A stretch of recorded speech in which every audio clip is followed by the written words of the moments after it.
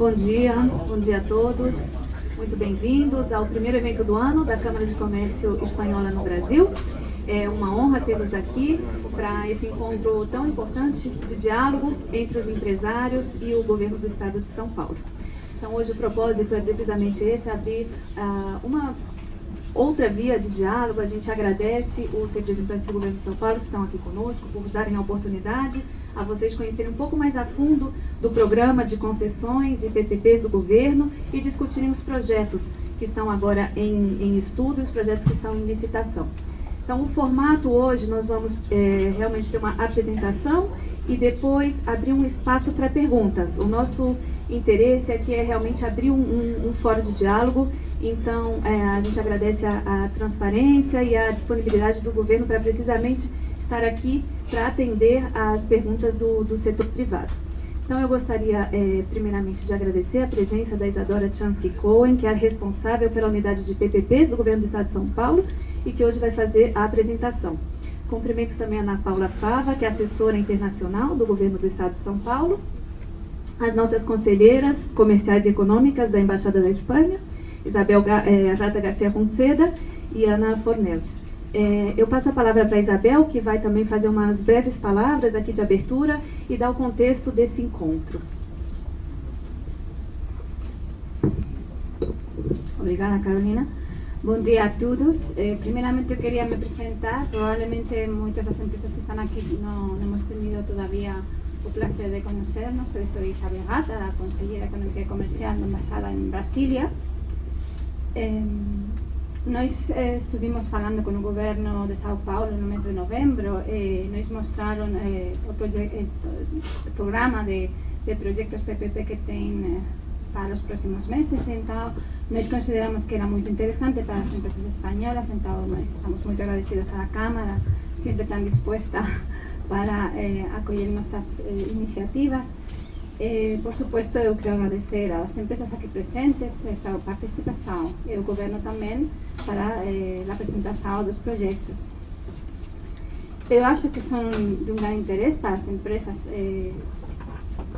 e agradeço a sua disposição para participar e tratar de resolver as dúvidas que vocês tenham em relação aos projetos do governo. Simplemente eu quero finalizar rápido porque vamos com um pouquinho de retraso. Resaltar uma questão que eu acho que todos temos em mente. O Brasil, nesses momentos, tem muitas oportunidades. São Paulo apresenta uma série de projetos que podem ajudar a desenvolver o desenvolvimento, particularmente da economia de São Paulo, mas também do Brasil. Eu espero que todos vocês fiquem satisfeitos depois da apresentação e, por favor, contem com o governo, com nós e com a Câmara para resolver as dúvidas que tenham ou qualquer contato que queiram estabelecer com nós. Rapidamente vou dar a vez a Isadora que parte da participação. Muito obrigada. Obrigada, Isabel. Bom, obrigada a todos pela presença. É uma honra participar desse evento e ter sido tão bem recepcionada aqui pela Câmara. Agradeço imensamente nas pessoas da Carolina e da Isabel pelo convite. Para a gente é de fato um prazer estar aqui e aproximar, estreitar o diálogo transparente com a iniciativa privada para que a gente possa cada vez mais conduzir melhores iniciativas, melhores projetos e projetos que sejam equilibrados, tanto para a iniciativa privada quanto para o governo, com a intenção de mais bem prestar um serviço público para esses usuários que são beneficiados com as nossas iniciativas. Queria também agradecer a nossa assessoria internacional, que, enfim, correu atrás de fazer contato com todos os atores necessários para que esse evento também acontecesse, especialmente na figura da Ana Paula e da Dani aqui presentes. E agradecer a presença de todos vocês. Muito obrigada por terem vindo aqui ouvir um pouquinho do que a gente tem para mostrar. A intenção, como a Carolina falou, é justamente fazer uma apresentação breve e para depois abrir para perguntas e respostas, porque esse material que eu vou apresentar aqui, ele já é público. E eu imagino que muitos de vocês conheçam esse material e que tenham uma série de dúvidas a respeito do que a gente, enfim, lançou e do que a gente vai apresentar. Então, por favor, fiquem à vontade. A gente quer que esse diálogo seja o mais construtivo possível.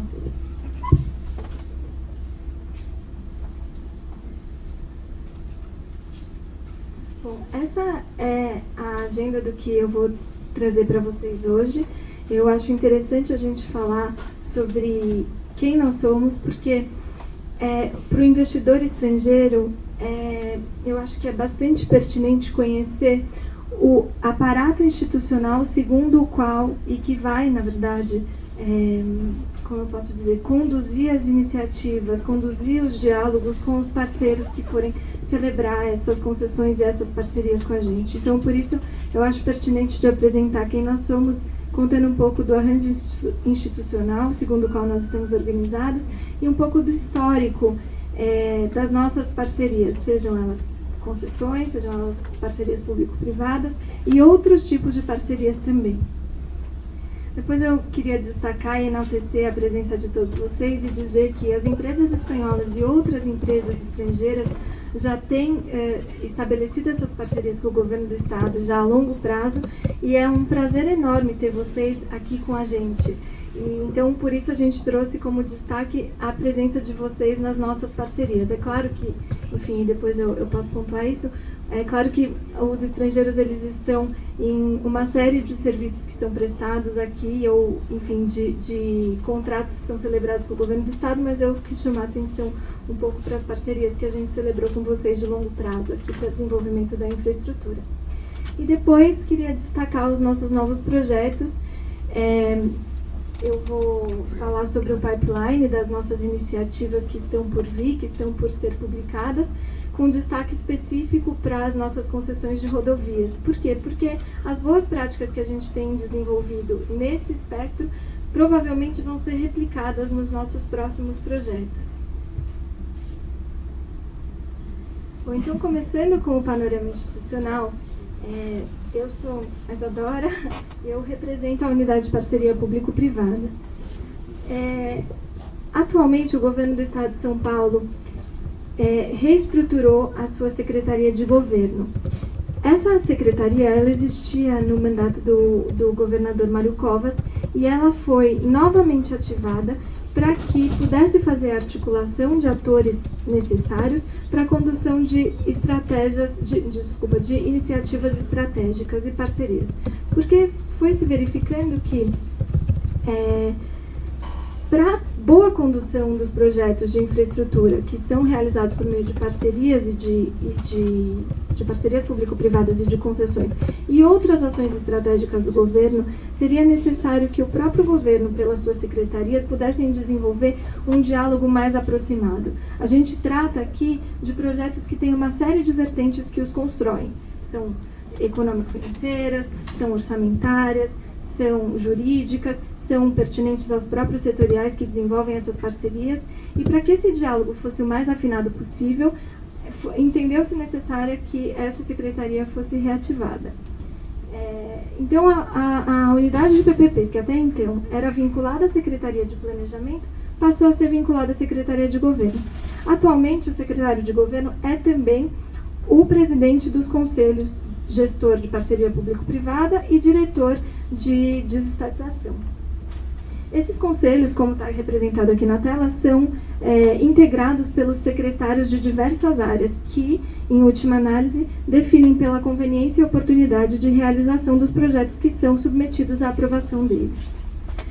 Esses aqui são os destaques dos atores que dialogam para fazer com que esses projetos sejam mais bem estruturados e depois também mais bem conduzidos.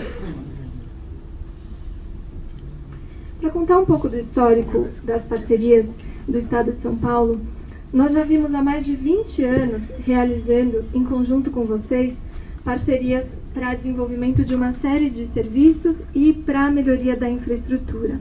Então, a partir dos idos de 90, nós realizamos a primeira rodada, por exemplo, de concessões rodoviárias, que conta, como eu vou mostrar mais adiante, com uma participação estrangeira bastante representativa, inclusive de empresas espanholas.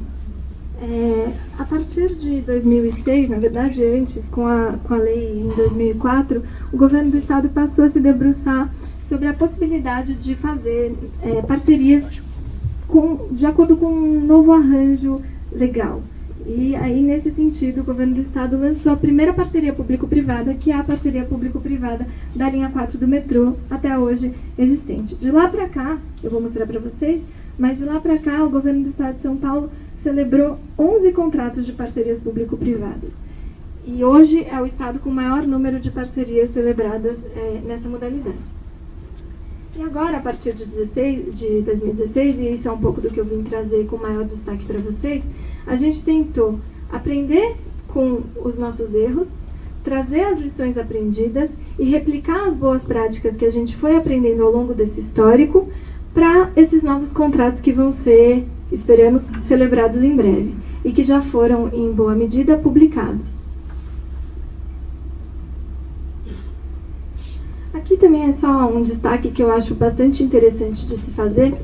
Em 2015, o governo do estado de São Paulo lançou um decreto e também, em conjunto com esse decreto, lançou essa plataforma digital de parcerias.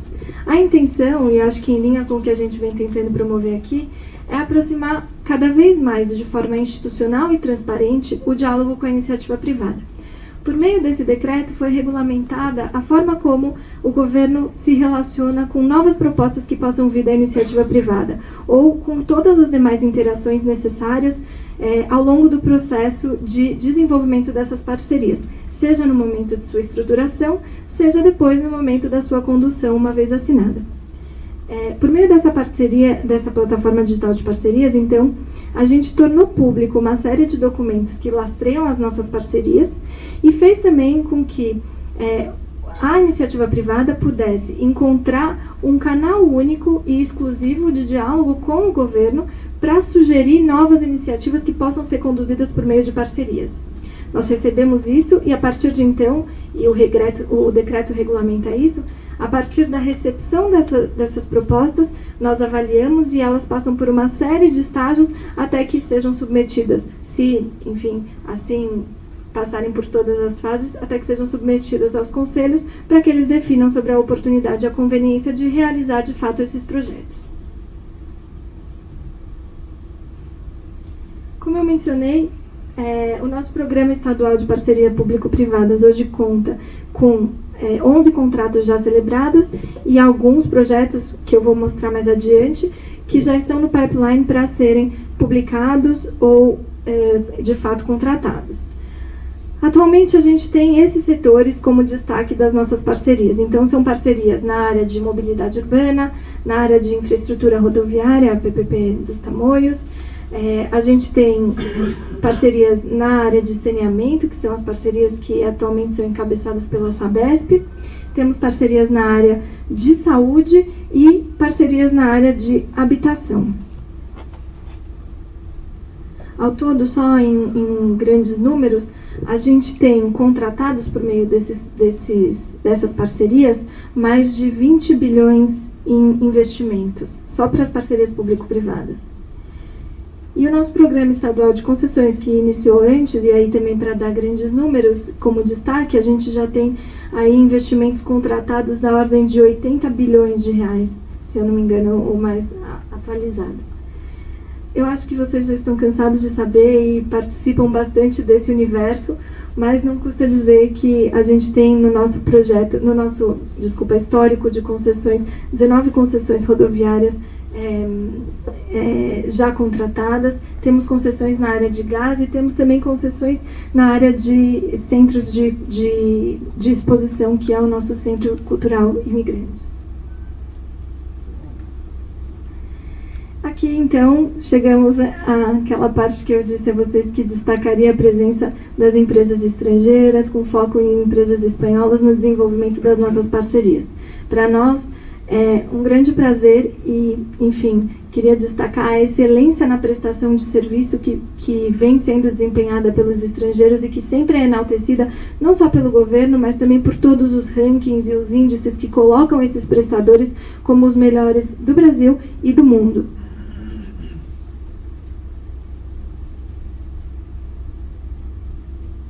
é uma presença bastante representativa, e aqui a gente consegue destacar. Então, indo ao que interessa de fato e falando um pouco sobre as nossas novas iniciativas, as nossas novas parcerias, eu gostaria de destacar essas que vão se desenvolver nessas áreas aqui. A gente lançou recentemente, na verdade esse projeto, como deve ser sabido por vocês, já vem sendo conduzido desde 2011, os estudos vêm sendo estruturados desde aquela época, e esse era um projeto que dependia de uma interação com o governo federal, que é a delegação dos nossos aeroportos.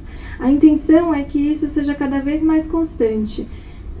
Com o novo marco regulatório para o setor de aviação, os nossos estudos foram impactados, foram refeitos, analisados novamente, e aí então nós conseguimos lançar esse primeiro lote de concessões aeroviárias com foco especificamente em aviação executiva nesses aeroportos de Bragança Paulista, Jundiaí, Amarais, Ubatuba e Itanhaém. Depois a gente pode detalhar um pouco mais, mas a gente está falando de cerca de 100 milhões de investimentos e, enfim, depois, se for necessário, a gente pode detalhar esse projeto também. Todos eles, na verdade. A gente também seguiu com a publicação desse edital de concessão de transporte intermunicipal de passageiros por meio de ônibus. Quem encabeça esse processo é a Artesp, e a intenção é fazer com que com que sejam licitadas as áreas, ao invés de serem licitadas as linhas. Esse é um projeto bastante inovador, que tem sido visto agora, atualmente, com bons olhos. Nós temos sido muito procurados para falar sobre esse projeto. E, se for necessário, a gente também pode detalhar cada um deles. Bom, essa é a nossa PPP queridinha, que é uma PPP no setor de habitação. A verdade é que, a partir de 2015, o Conselho Gestor de Parcerias Público-Privadas pediu para que nós focássemos os nossos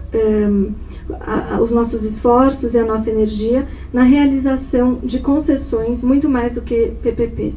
Isso porque o governo, como é sabido por todos, e acho que não só o governo do Estado de São Paulo, enfrenta uma série de crises da ordem econômico-financeira, fiscal, orçamentária, e também por conta enfim, dos cenários complexos que a gente enfrenta no Brasil. Por conta disso, o Conselho Gestor de Parcerias Público-Privadas, na 68ª reunião, em 2015, com base numa nota técnica que foi exarada pela unidade PPP e pelos técnicos que apoiam o Conselho, entenderam por bem que a gente seguisse com parcerias público-privadas somente nas áreas que fossem muito estratégicas, nas áreas mais sociais, inclusive, e que esses projetos representassem, ao fim e ao cabo, uma economia para o Estado. Caso contrário, as nossas iniciativas deveriam ser focadas na estruturação de concessões, porque era o que o Estado conseguiria, e ainda consegue, se comprometer e realizar com mais bem prestado. Mas, nesse contexto, nós conseguimos também desenvolver uma parceria público-privada, na verdade um projeto que deve ser lançado bem em breve, a gente espera que até fevereiro seja lançado, de construção de unidades habitacionais de interesse popular e de interesse social, de moradia popular, que vai ser desenvolvido nessa grande área que hoje é um terreno público na divisa dos municípios de Arujá, Itacoaquecetuba e Guarulhos.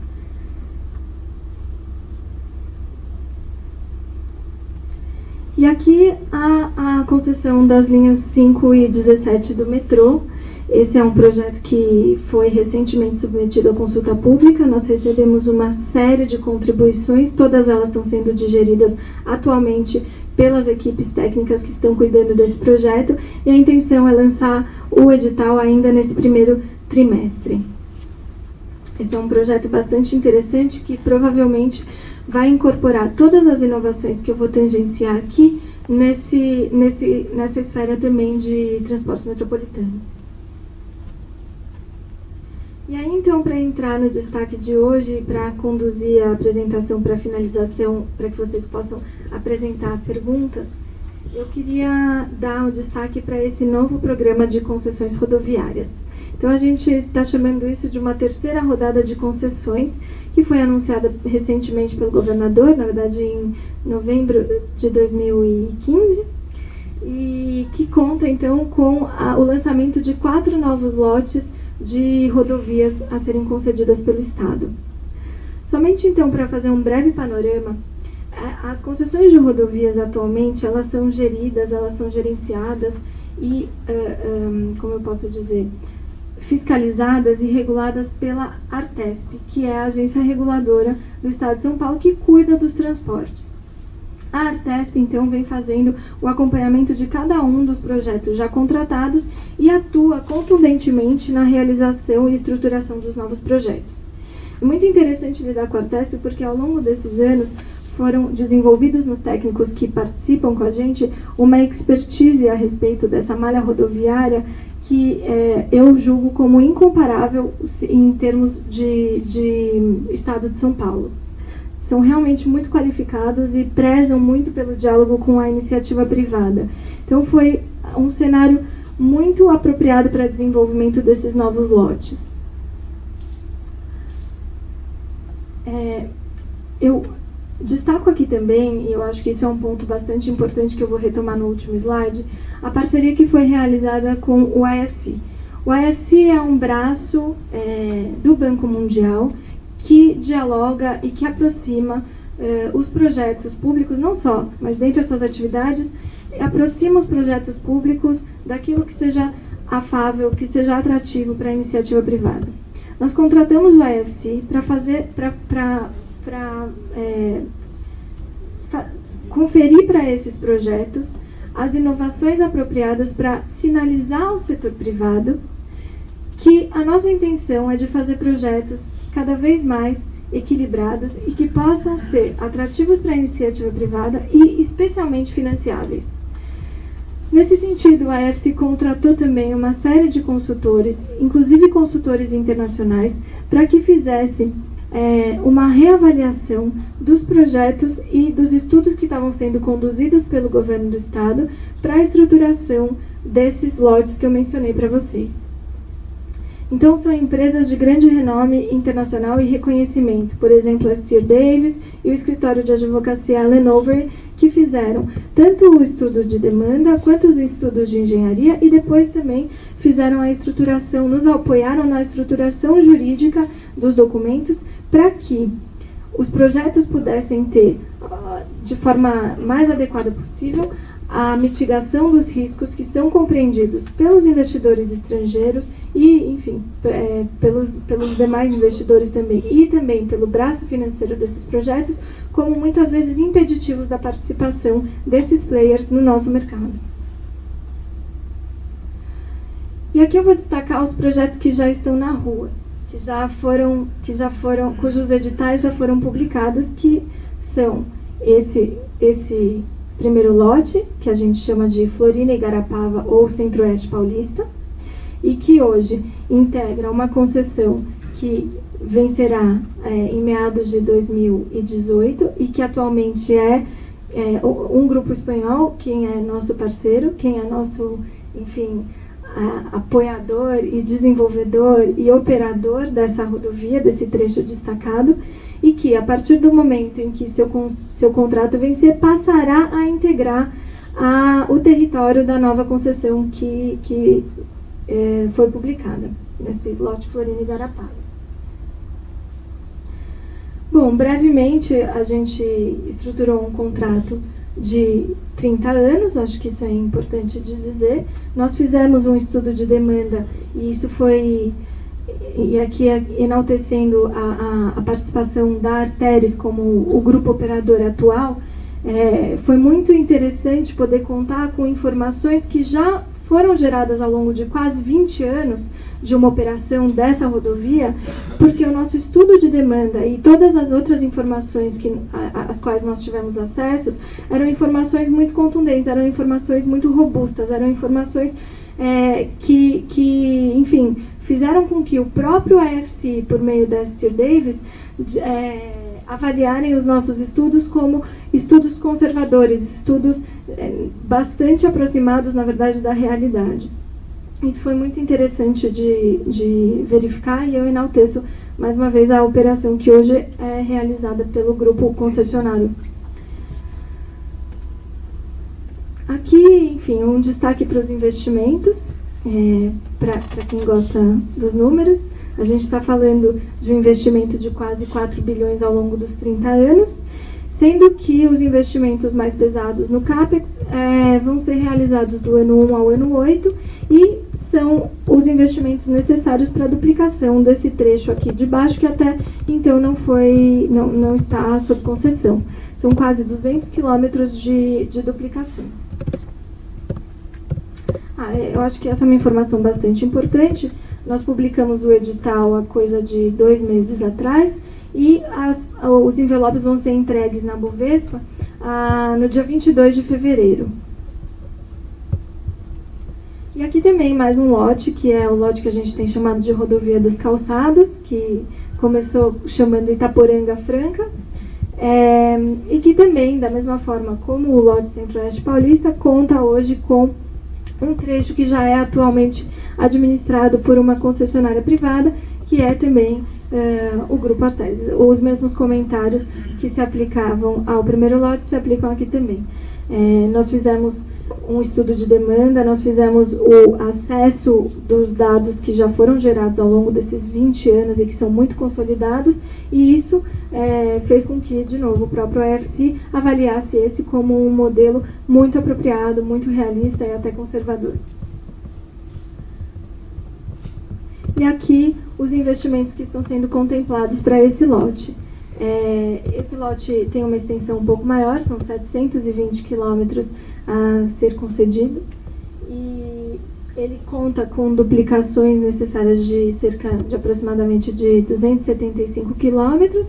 Também são essas duplicações no trecho sul do lote a ser concedido e que, somadas, aí devem representar um montante de cerca de 2,5 bilhões nos primeiros 10 anos da concessão, sendo que ao longo de toda a concessão a gente prevê um investimento estimado necessário de cerca de 5 bilhões.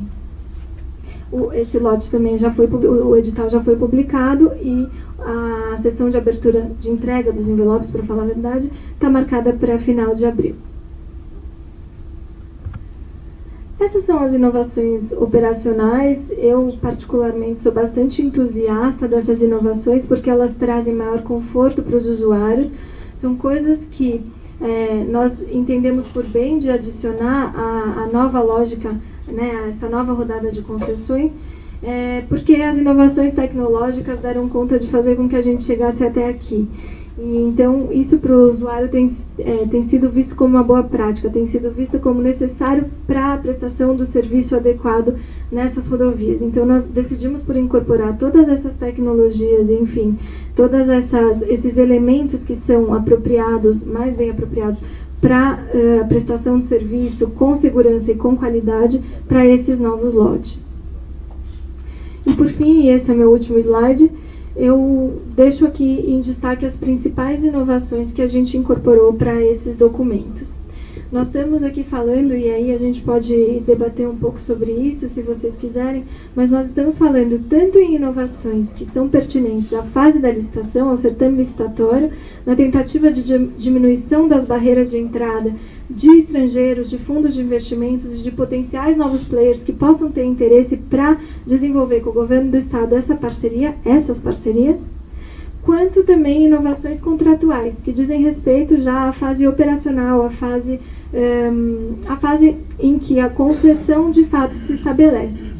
E essas inovações, essas últimas, elas estão, como eu disse no começo, focadas em conferir maior atratividade para a iniciativa privada, mas também uma melhor financiabilidade desses projetos. Nós passamos a entender o financiador, ou enfim, o braço que compõe a estrutura econômico-financeira da concessionária como um elemento, como um ator importante de estar inserido, inclusive, no diálogo com o governo. Nesse sentido, isso foi bastante destacado e bastante noticiado. Nós tivemos, por exemplo, inovações como o que a gente chamou de acordo tripartite e que na doutrina estrangeira é chamada de Direct Agreement, para justamente trazer o financiador para mais perto e fazer com que o financiador tenha uma série de possibilidades de exercício de direitos que possam levar à preservação da relação da dívida que é estabelecida com a concessionária. Enfim, eu acho que eu posso finalizar a apresentação por aqui. A gente pode deixar essa tela se vocês quiserem fazer perguntas sobre isso ou sobre qualquer outro ponto dessa apresentação. Por favor, fiquem à vontade. Eu agradeço muito pela oportunidade da exposição e pela presença de todos vocês e fico à disposição para o que for necessário. Obrigada.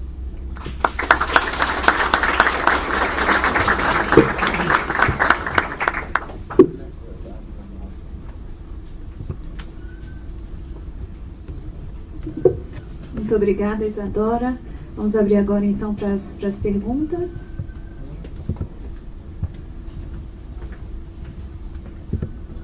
Só queria fazer uma correção.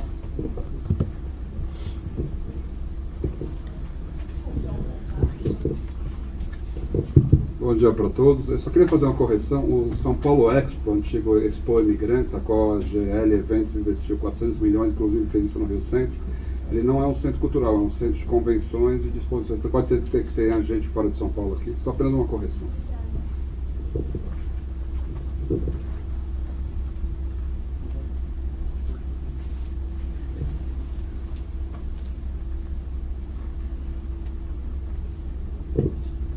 Nenhuma dúvida, questionamento, algo que vocês queiram incidir mais ou esclarecer?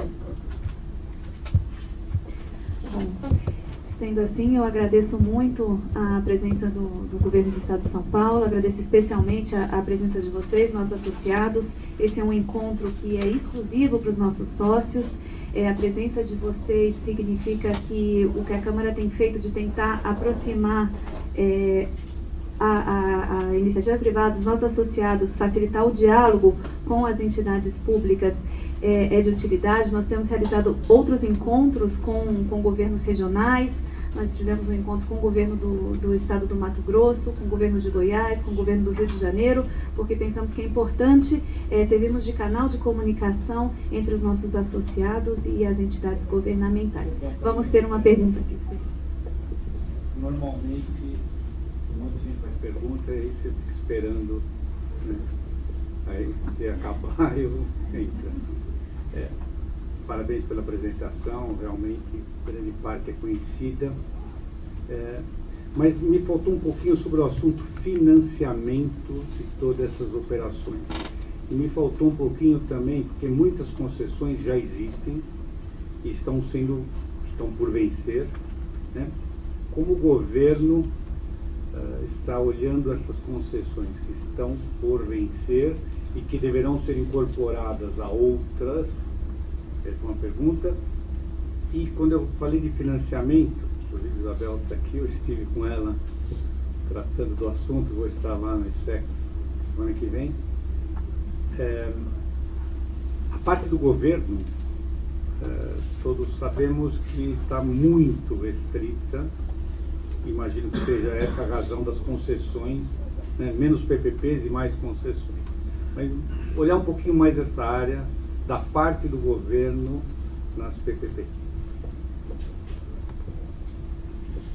Sobre a primeira pergunta, realmente essa é uma realidade com a qual a gente trabalha atualmente. O governo do estado ele vem conduzindo uma série de estudos. Hoje a gente tem, por exemplo, no setor de rodovias, que foi o que o senhor mencionou, nós temos cerca de 6,5 mil quilômetros de rodovias já concedidas, sendo que grande parte delas foi concedida na primeira rodada de concessões e, de fato, em breve terão seu termo contratual aí cessado. Nós temos olhado tanto para essas, quanto para o remanescente da malha como um todo. E aí eu estou falando de quase 15 mil quilômetros de rodovias não concedidas que atualmente são administradas pelo DR. parte delas, esses 2.000 quilômetros adicionais que a gente espera poder conceder por meio dessa terceira rodada de concessões, já está sendo endereçada. Mas isso não significa que esse seja o nosso único tiro. Não, muito pelo contrário. O governo do Estado de São Paulo, eu acho que isso é bastante enaltecido em todas as apresentações que são realizadas pelos meus chefes, gosta da parceria. Ele entende as parcerias com a iniciativa privada como um mecanismo apropriado, adequado e o mais eficiente possível para a realização de serviços públicos, para a realização de melhorias na infraestrutura, para um bom prestar do serviço para o usuário. Essa possibilidade de concessões, tanto da malha remanescente, seja de forma agregada com os lotes que estão por vencer, seja de forma, enfim, segregada, separada, está sendo sim estudada pela célula de planejamento coordenada, né, pela célula de planejamento da Secretaria de Logística e Transportes. Acho que muitos de vocês conhecem o Dr. Xavier, é quem encabeça esses estudos, e junto com as demais esferas apropriadas, vem conduzindo esses estudos para a realização de novas parcerias. A intenção é continuar com o modelo que já vem apresentando resultados tão bem-sucedidos. Não esperamos voltar para trás. Com relação à financiabilidade dos projetos, esse tem sido o tema fundamental das nossas discussões, seja para esses projetos de rodovia ou para os próximos que estão por vir. Nesse sentido, e aí eu acho que vale destacar, nós temos buscado, por meio da nossa assessoria internacional, contato inclusive com potenciais financiadores ou fundos que participem via equity ou via dívida dos novos projetos, e tentando buscar deles algum conforto para que a iniciativa privada possa ter neles também uma outra alternativa de financiamento. É difícil a gente falar sobre possibilidade de financiamento do governo ou participação do governo quando a gente não é o governo federal. Mas, de qualquer forma, pelos mecanismos que nos cabem, nós tentamos fazer com que essa parte da equação estivesse bem estruturada. Parte disso está refletido nas nossas tentativas de inovações contratuais. Então, o acordo tripartite foi uma forma de tentar, como eu disse, aproximar o financiador. Mas não só, a gente tentou mitigar uma série de riscos que eram avaliados como riscos bastante importantes ou sensíveis para a iniciativa privada, e como que isso foi feito. E acho que isso é um ponto bastante interessante. O IFC conduziu, e a nossa assessoria internacional também, conduziu uma série de roadshows e de, enfim, essa oitiva do mercado para testar um primeiro modelo que a gente vinha gestando na secretaria, e saber se esse modelo era atrativo do ponto de vista tanto da potencial concessionária, quanto do ponto de vista dos eventuais financiadores. E também foi feita uma rodada com fundos. Com base nas questões que foram apresentadas, nós fizemos primeiro um relatório de aproveitamento de todas essas contribuições que foram provenientes desse market sounding, esse nome chique que colocaram. E com base nisso, nós tentamos endereçar esses principais riscos nas novas minutas que foram publicadas. Enfim, tem uma série de outros aspectos que acabam por favorecer a relação dívida com a concessionária. Essa foi a possibilidade de contribuição do Estado para fins de financiabilidade do projeto. Então, a gente está falando aqui também, além disso, das regras de indenização, que priorizam a relação de dívida, por exemplo, priorizam o pagamento da dívida, exatamente. Nós estamos falando de arbitragem internacional, inclusive, ou parcialmente internacional, por assim dizer, com possibilidade de árbitros internacionais, documentos traduzidos para as línguas, enfim. A gente está falando de uma série de aspectos que foram trabalhados e que estavam na nossa esfera de possibilidades para tentar conferir sustentabilidade para essa perna também. Um outro conforto, e aí também para finalizar, foi como posso dizer, a nossa modelagem econômico-financeira, ela foi bastante conservadora. Ela considerou que o acesso ao crédito no Brasil passa atualmente, sofre uma série de restrições. E inclusive contou, depois eu posso abrir, mas isso está nas apresentações que foram circuladas. Para a gente definir a nossa TIR de projeto, a gente contou com uma estrutura de financiamento que foge daquelas estruturas de financiamentos tradicionais que a gente observava, enfim, há alguns anos atrás, e que eram consideradas, inclusive nas projeções do governo, para conferir sustentabilidade e viabilidade para as suas próprias modelagens econômico-financeiras. Aqui, a gente optou por ser bastante conservador. A gente já considerou uma participação de BNDES bastante pequena, a gente já considerou taxas para as debêntures, enfim, para as demais formas de financiamento que integram essa cesta da nossa modelagem econômico-financeira, de uma forma muito mais conservadora do que a gente observava há 2, 3 anos atrás. Não sei se é o suficiente, eu espero que sim, mas é o que estava ao nosso alcance. Então, espero ter respondido a sua pergunta, se tiver outra.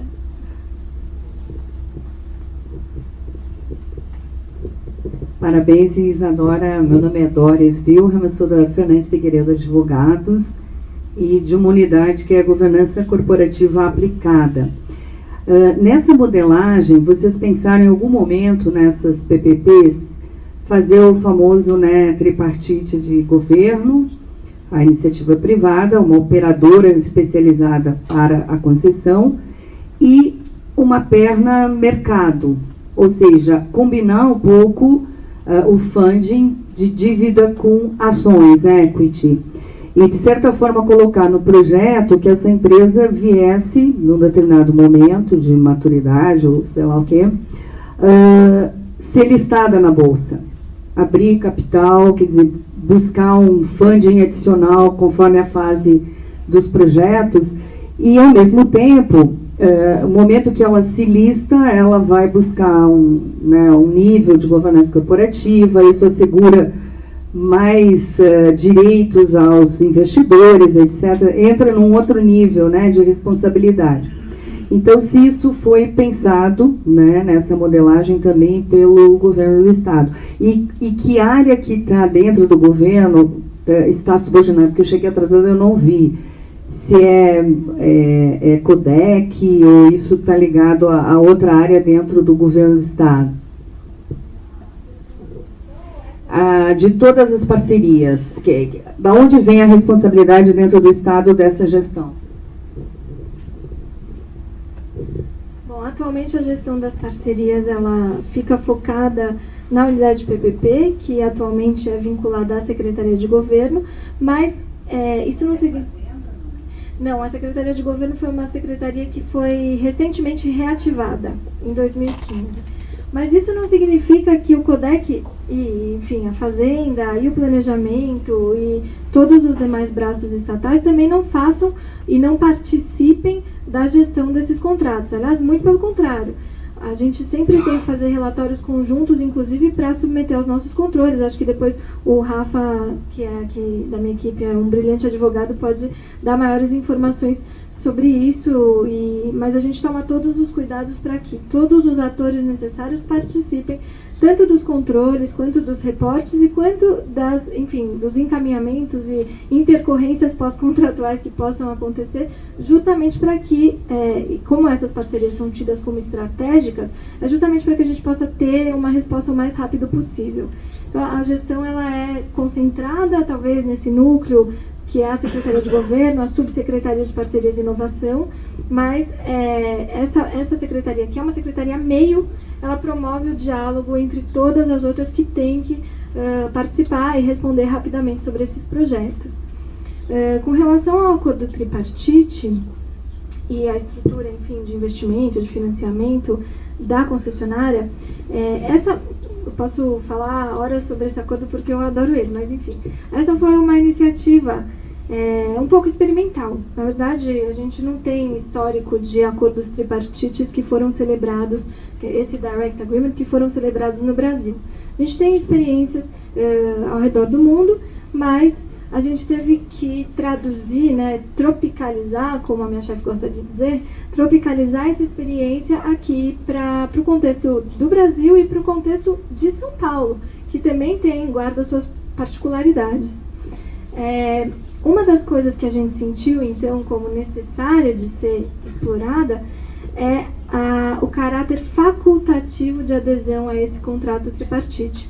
A verdade é que, se a concessionária e os financiadores da concessionária, ou enfim, qualquer estrutura, ainda que pulverizada, de controle ou de composição do equity da concessionária, possa decidir se quer ou não ter direito a exercer aquilo que está regrado no acordo tripartite. Eu acho que é uma boa medida, é interessante porque quando a gente está falando de mitigação de riscos, quando a gente está falando de conferir financiabilidade e atratividade para o projeto, a gente passa a olhar o projeto, o que antes era olhado assim, a gente adora parcerias, é um mundo maravilhoso, queremos a iniciativa privada o mais próximo possível. O que pode dar certo? E a gente começa a regular o que pode dar certo. Quando a gente fala com o investidor e financiador, é muito interessante, porque eles estão preocupados com cláusula de saída, resolução de conflito, como é que eu vendo isso daqui depois, e se der algum problema, eu vou ser indenizado. Então, é engraçado e muito rico olhar por essa perspectiva.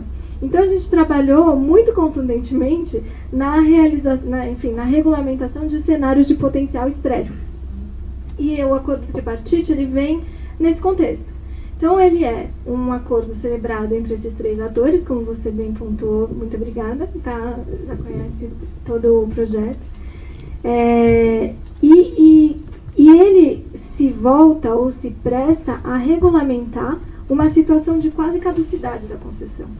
É uma situação de comprometimento ou de iminência de comprometimento da operação da concessão, o que faria, em última análise, com que as receitas que são geradas e que se voltam também ao pagamento da dívida ou de qualquer estrutura, dividendos, ou qualquer estrutura de financiamento ou econômico-financeira que a concessionária possa optar por ter, e que então vão macular essa relação com os investidores e financiadores e vão também estressar ou, enfim, deixar capengo o braço da operação.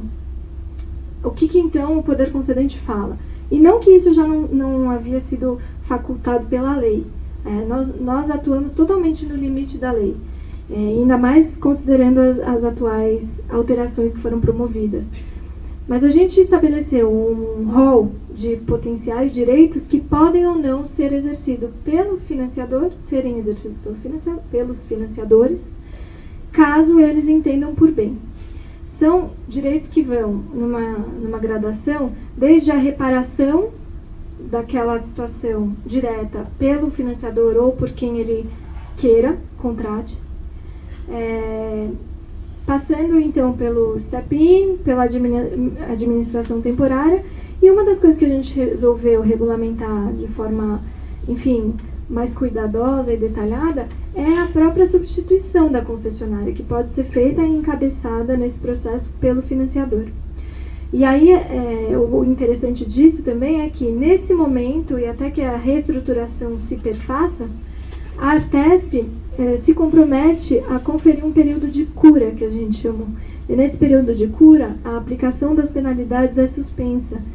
Por quê? E, enfim, também a estrutura de contas passa a ter como prioridade o pagamento da dívida. Por quê? Para não estressar ainda mais e tornar a situação da concessionária tão aguda a ponto de não poder reverter e fazer com que a concessão, e não só a concessionária, mas a concessão se reestruture. Então, e se reestabeleça. Então, espero ter respondido a sua questão.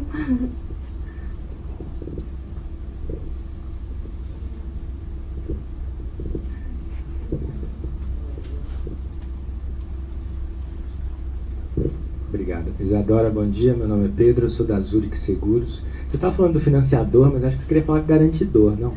Porque a carga em cima de nós, nesses últimos editais, pelas mudanças que foram implementadas, ela tem algumas consequências. Primeiro, aumento de custo.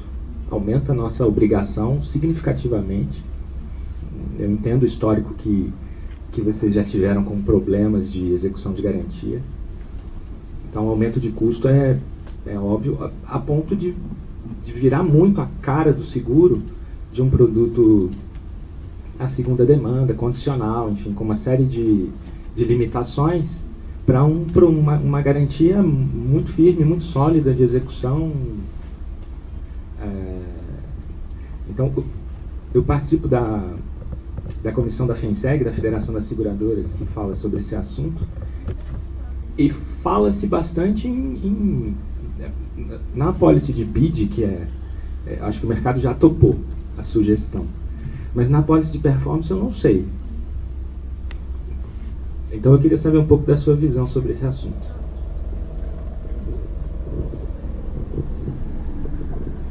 Eu queria, na verdade, chamar a atenção, inclusive, para a sua participação aqui nesse fórum, porque eu sempre falo e eu sinto muita falta de representação das seguradoras e dos garantidores para que a gente possa tornar esse diálogo ainda mais rico. Eu tenho ciência da repercussão que o nosso regramento, enfim, eu sei que as novas regras que a gente estabeleceu tiveram um eco bastante representativo no segmento de vocês. A verdade é que nós sofremos bastante com a tentativa de execução de seguros e de apólices, e no histórico, por exemplo, da Artesp, a gente nunca conseguiu, de fato, executar nenhuma apólice para reparação dos riscos que foram segurados pelas concessionárias. E é claro que, então, no primeiro momento, a nossa reação natural foi fazer o extremo oposto, né? Chegar, então, no mais restritivo possível. Nós, então, começamos a receber empresas e representantes do seu segmento para dialogar sobre isso. Hoje, atualmente, inclusive, nós estamos em contato com as federações, tanto de resseguradores, de seguradores e de corretores, para tentar chegar, e lógico, isso é uma iniciativa que vem se desenvolvendo, eu não sei exatamente quando ela vai se concluir, eu espero que o quanto antes, mas justamente em função desse cuidado que foi apontado com relação às garantias de performance, o Performance Bond, para tentar chegar numa apólice de seguro que seja equilibrada e que seja aceita, tanto um modelo de apólice, tanto pela iniciativa privada, quanto pelas seguradoras, quanto pelo governo do estado. Então, esse diálogo ele tem sido bem produtivo. Você deve conhecer o Dr. André Dabos, é ele quem encabeçou essa iniciativa, e ele tem chamado para participar vários atores interessantes e pertinentes de dialogar nessa esfera, e a gente tem evoluído na confecção dessa minuta, justamente porque a gente ouviu o setor. E porque a gente entendeu que, da mesma forma como é um ponto sensível para o governo, também é um ponto sensível para a financiabilidade do projeto, para a diminuição dos custos, enfim, para que a concessionária não arque com custos, demasiados ou desproporcionais para ter os seus riscos segurados, e especialmente pelas seguradoras, pelas resseguradoras, pelas corretoras, que foi onde... foi o nicho em que essas inovações mais teve repercussão. Então, a gente espera conseguir atingir um bom termo o quanto antes, mas queria te tranquilizar de que não é que nós fechamos os olhos para isso. Não, muito pelo contrário. Nós abrimos esse canal de diálogo justamente para chegar ao meio do caminho.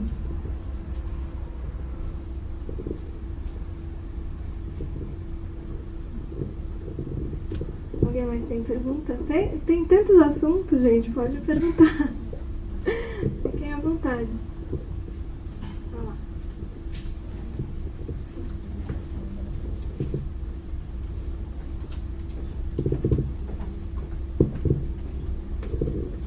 Obrigado. Primeiro, parabéns pela apresentação, Isadora. Eu acompanho aí os trabalhos do Estado de São Paulo e, de fato, são bastante intensos. Meu nome é Bruno Aurélio, sou sócio do Mayer Brown nessa área de infraestrutura.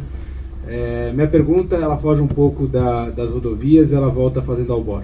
Acho que é um projeto bastante interessante que o Estado de São Paulo pretende fazer, e dadas as características do projeto, pelo menos do que se imagina que vai ser publicado, o volume de habitações e o tempo para a implementação dessas habitações, minha pergunta São Paulo, o Estado já fez algum tipo de pesquisa de mercados, podemos dizer assim, de quem são os eventuais interessados nesse tipo de projeto, considerando as características peculiares e as dificuldades que esse tipo de projeto pode trazer? Obrigado.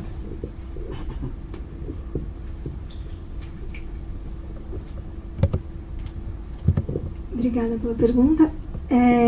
O projeto da Fazenda Albor, ele é um projeto muito interessante e ele nasceu de uma interação com a iniciativa privada.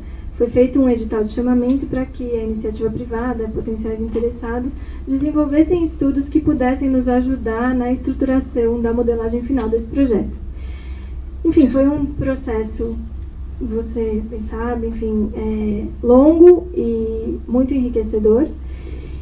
E com base nas contribuições que foram recebidas da iniciativa privada e aí, enfim, dos participantes desse diálogo, a Secretaria de Habitação e os demais atores envolvidos nessa estruturação chegaram, enfim, isso vai ser publicado em breve, numa modelagem específica. Eu acho que o fato de já ter começado com um contato com a iniciativa privada já, enfim, dá margem para tentar ter uma sensibilidade de se isso tem ou não interesse, enfim, se a iniciativa privada entraria ou não nesse projeto. O edital final ainda não foi lançado, ainda não foi publicado, mas das fases anteriores, as audiências públicas, a consulta pública que foi feita, é possível dizer que tem um componente bastante representativo de interessados para esse projeto.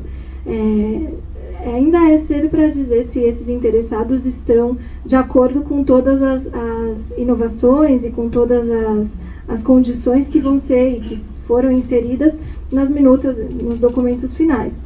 Mas pelo que a gente tem percebido, existe uma abertura do mercado, inclusive de entender esse projeto como potencial de diversificação de um perfil que até então era, enfim, representado por somente, e sem tom pejorativo nenhum, por construtoras. Aqui a gente vê interesse, por exemplo, de fundos de investimento, de participar desse projeto. A gente vê interesse de incorporadoras, de outros segmentos da iniciativa privada de participar desse projeto que compõem uma série de potenciais vertentes de desenvolvimento. Então, a gente não está falando para esse projeto só de habitação de interesse social, só de habitação para moradia popular. A gente está falando de um parceiro privado que consiga agregar e somar esforços no sentido de desenvolver uma infraestrutura apropriada para habitação, mas, quero dizer, para moradia, mas também para um melhor habitar. Isso quer dizer que vai integrar uma série de serviços, uma série de infraestruturas que atualmente o terreno não contempla, vai ter comércio, vai ter potencialmente desenvolvimento de áreas urbanas. Então, eu entendo a sua questão e eu acho que não só na Fazenda Albor, mas em todos os projetos que a gente vem lançando, o nosso foco foi de tentar conferir para esses projetos atratividade para que gestores possam participar desses projetos. É o cara que vai saber administrar tanto a parte econômico-financeira, quanto a parte de engenharia, quanto todas as demais expertises que possam formatar aquele objeto da melhor forma possível.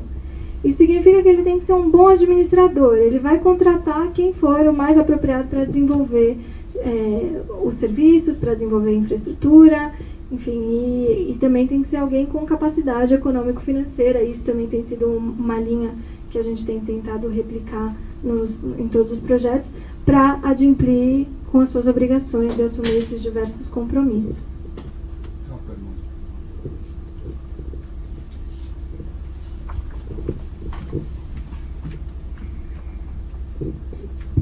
Isadora, parabéns pela sua apresentação, muito abrangente, né?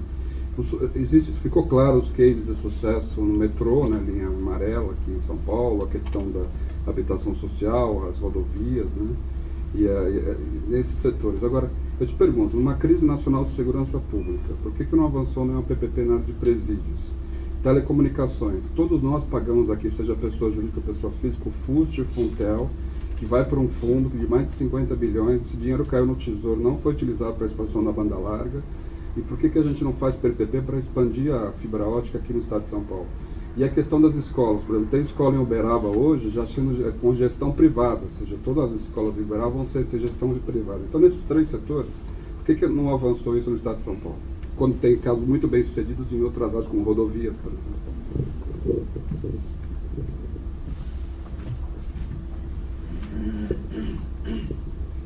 Obrigada pela pergunta.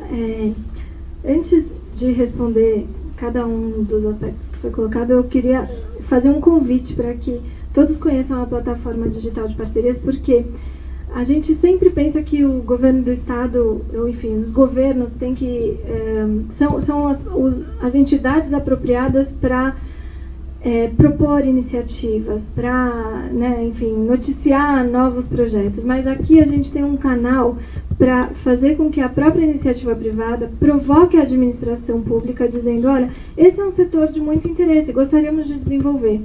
E aí, enfim, só para entrar um pouquinho no detalhe dessa plataforma, a intenção criada junto com essa plataforma é fazer com que as grandes ideias possam ser trabalhadas e bem trabalhadas para que elas se tornem potenciais projetos.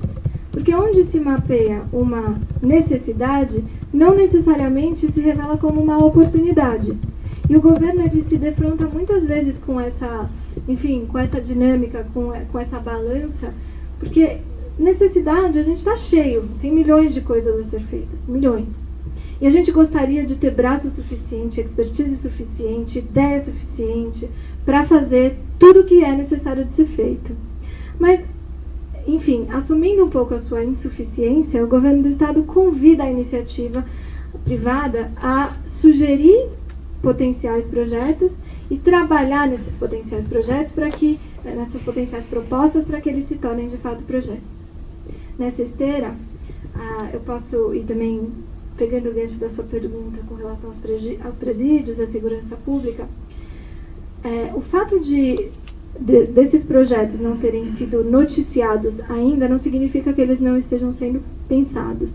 Inclusive, vocês vão lembrar, mas nessa 68ª reunião, um dos projetos que foi tido como interessante de ser seguido pelos conselheiros, e então que teve aí o carimbo de conveniência e oportunidade, foi aquilo que foi denominado à época de Portal São Paulo.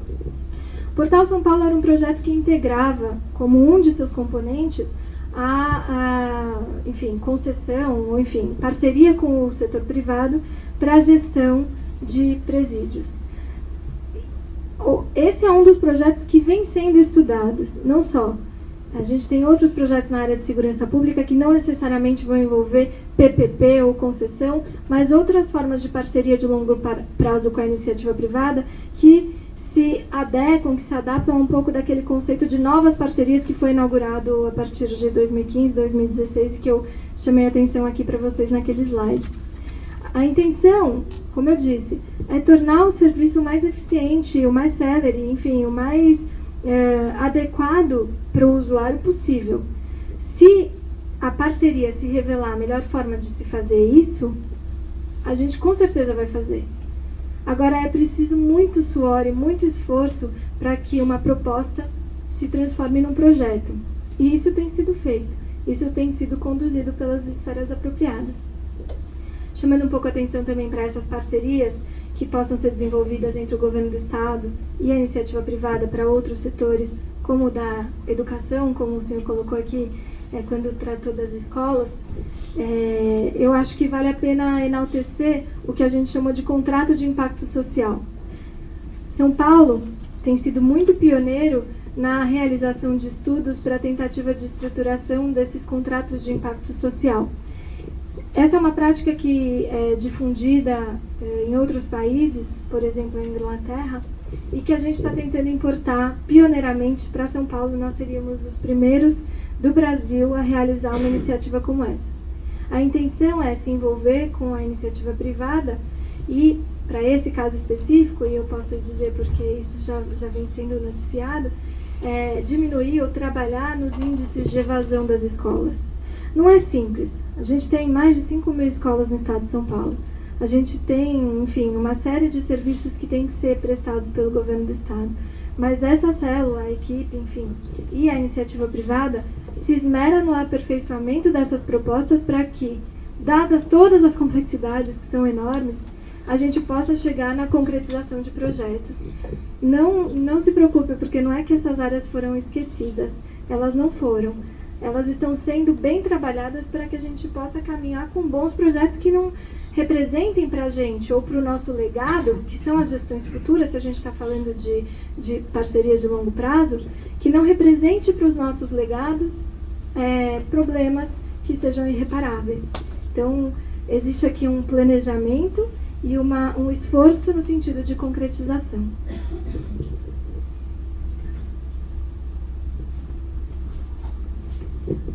Isadora, parabéns pela apresentação. Você falou muito de aprender com os erros do passado. Desculpa, eu não me apresentei. Meu nome é Paulo Dantas, eu sou sócio de infraestrutura do Demarest. E você falou muito de aprender com os erros e com o que a gente tem visto. Voltando para a parte de mobilidade urbana, metrô, trens, a gente viu que, muito embora a linha 4 seja um sucesso e ela esteja operacional, não são todas as estações que estão abertas, né? Para esses novos projetos, vocês enfrentaram essa situação? Qual a solução que vocês estudaram para que se evite esse tipo de problema nesses novos projetos? Para esses novos projetos, e aí uma das questões que sempre é colocada para a gente é por que o governo ainda se coloca como o fazedor da obra, né? Como o empreiteiro, ou enfim, faz isso por meio de empreitadas. Existe, como eu disse, uma restrição orçamentária e fiscal muito que assola o governo do estado atualmente. Enfim, a gente espera se recuperar esse ano e acho que vai, mas é uma realidade muito presente. E o governo do estado, por exemplo, na linha 5 e 17, só para citar o que você mencionou, ele já vinha conduzindo e de maneira até, se eu posso dizer assim, bastante apropriada, célere e adequada com o cronograma que foi estabelecido, as obras de instalação da linha 5. São obras que inclusive contaram com financiamentos, enfim, eram obras que já estavam bem encaminhadas, bem estruturadas. Se a gente fosse passar essas obras, por exemplo, para a iniciativa privada, provavelmente a conta não fecharia e a gente teria que arcar com pagamentos de aportes e contraprestações, o que, nesse contexto, foi evitado por uma recomendação, inclusive, dos nossos chefes supremos e superiores. Dada essa realidade, então, a gente chega num risco que é bastante representativo e que sempre esteve presente, que é o risco de atraso nas obras que ficam a cargo do poder concedente. Esse foi um dos aspectos que sobre os quais a gente se debruçou, usando como exemplo a linha 4, que, enfim, não é novidade para ninguém, de fato, atualmente opera com alguns atrasos, enfim, em decorrência de uma série de coisas. Mas, como a gente tem um cenário restritivo de possibilidade de afastamento desse risco e colocar tudo isso como obrigação da concessionária, e isso, inclusive, não seria, a gente percebeu aos poucos com as conversas que a gente foi travando, não seria sequer absorvido também pela iniciativa privada, que também enfrenta uma série de crises nos mais diversos segmentos. Então, uma das formas que a gente entendeu de poder aprender com as lições que a gente teve no passado foi de como mais bem tratar desse risco de transferência das obras. E isso não foi particular do metrô, na verdade. A Tamoio sofre com isso, que tem as obras dos contornos e uma série de outros setores. O nosso cuidado, então, maior nesse caso foi com relação à transição, então regrar operacionalmente como se daria essa transição, regrar os riscos que são de fato assumidos pelo privado, então, por exemplo, inadequação de obra. Isso é uma das coisas que é bastante presente e que a gente entendeu como muito sensíveis para a iniciativa privada. Esse foi um dos temas sobre os quais a gente se debruçou muito e tentou fazer regras mais apropriadas. Vícios ocultos, vícios redibitórios, todos esses termos advoguês que a gente gosta de usar, todos eles também foram trazidos à mesa. E mais, e aí tratando um pouco do braço da financiabilidade, em alguns dos nossos projetos, uma das hipóteses de way out, que a gente chama, com as devidas indenizações e sem que isso gere uma crise contratual e institucional muito representativa, a gente estabeleceu que a não transferência ou o atraso demasiado da transferência ou a identificação de uma inviabilidade de transferência pode gerar um layout do contrato, se a concessionária assim o quiser, com as indenizações apropriadas para fazer com que a concessionária pague a sua dívida, se for essa a estrutura de financiamento dela, e, ao mesmo tempo, reaveja o recurso que foi investido naquela infraestrutura. Então, acho que isso dá conta um pouquinho.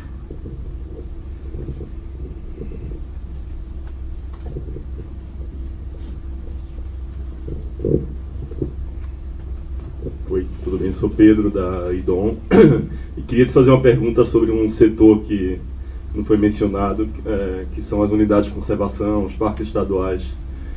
O governo do estado ele aprovou uma lei, né, que priorizava 25 áreas para serem concessionadas, para parcerias, enfim. E até o mercado que, curiosamente, nesse começo de ano está bem aquecido. O estado do Paraná acabou de lançar um PMI, o governo federal também. E eu queria saber como o estado está se posicionando e que você me atualizasse sobre isso, né? Se o estado ele vai lançar PMIs ou editais e em que prazo, ou se vai esperar que as empresas apresentem MIPs, enfim, como é que estão os parques?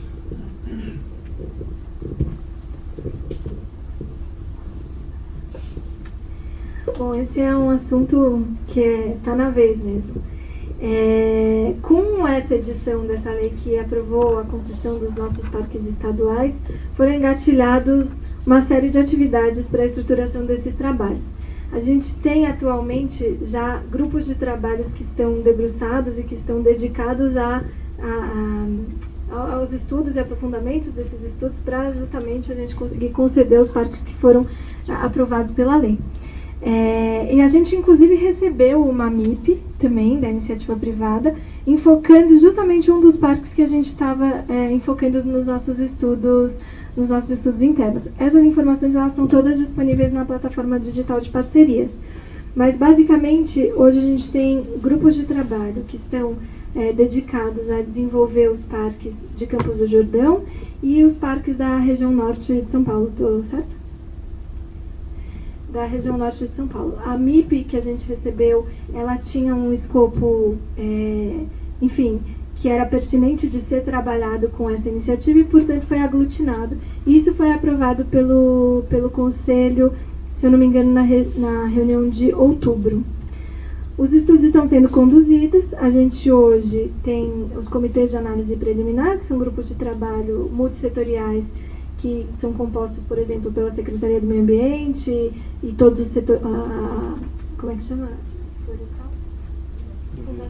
A Fundação Florestal e os demais braços do governo, e que vão desenvolver um relatório que a gente chama de relatório de análise preliminar. E aí eles vão recomendar o chamamento ou não para coleta de subsídios da iniciativa privada. Isso tem que ser submetido ao Conselho, o que deve ser feito em breve, porque inclusive o prazo para apresentação desses relatórios em breve se esgota. Como eu tinha mencionado para vocês, no nosso decreto de MIP, de PMI, a gente estabeleceu também prazos que devem ser observados pelo governo. E esse é um deles. Então, em breve, esses resultados dessa análise preliminar já devem ser sujeitas ao Conselho. Eu acho que vai estar pautado, inclusive, na reunião desse mês, se eu não me engano.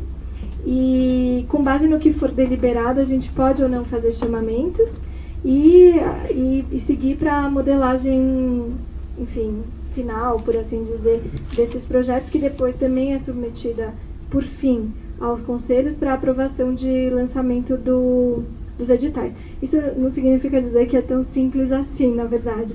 Vai passar por audiência, por consulta e o rito procedimental normal da estruturação desses projetos. Mas é um projeto prioritário. Tem sido encarado assim, tanto pela nossa equipe quanto pelo governo.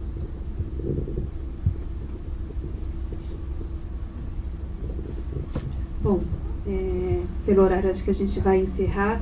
Eu acredito que o governo do Estado de São Paulo vai disponibilizar a apresentação para vocês. Então, nós ficamos também à disposição para mediar o contato posterior. Qualquer questão específica que as empresas tenham, podem tratar através da Câmara de Comércio ou da Embaixada da Espanha, do Escritório Comercial, para continuar nesse diálogo.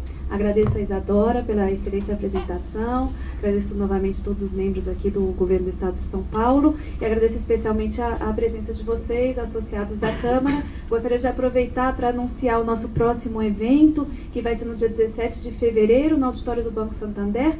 É um evento também de abertura, de projeções econômicas para o ano. A gente vai ter um painel entre o economista-chefe do Banco Santander, Maurício Molan, e a Alessandra Ribeiro, que é sócia da Tendências Consultoria, mediado pelo presidente do Comitê de Finanças da Câmara, que é o Marcelo Pires, CFO Brasil da Price. E vamos ter o encerramento por parte do presidente da Câmara Espanhola, Sérgio Rial, presidente do Banco Santander. Então, conto com a presença de todos. Muito obrigada novamente e bom ano.